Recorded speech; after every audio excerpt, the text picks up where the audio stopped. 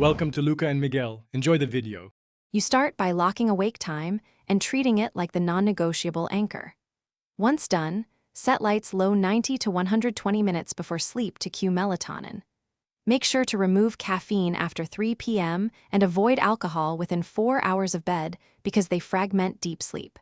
You'll also plan a realistic sleep target, 7 to 9 hours, and count backward to estimate your ideal bedtime. This immediate structure begins shifting your internal clock. You now progress by shifting timing in small steps. Move bedtime 15 to 30 minutes nightly until you hit your target.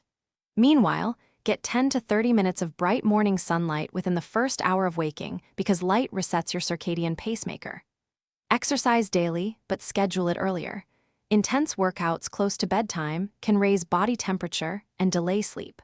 Once you stabilize wake time and morning light, the internal rhythm will progressively align with your new schedule.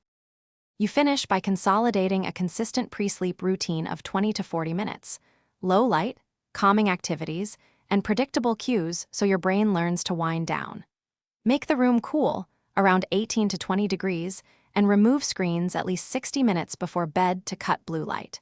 If your sleep hasn't improved in 2 to 3 weeks, tweak the wake time earlier by 15 minutes and repeat. That targeted adjustment often resets stubborn rhythms when other steps stall.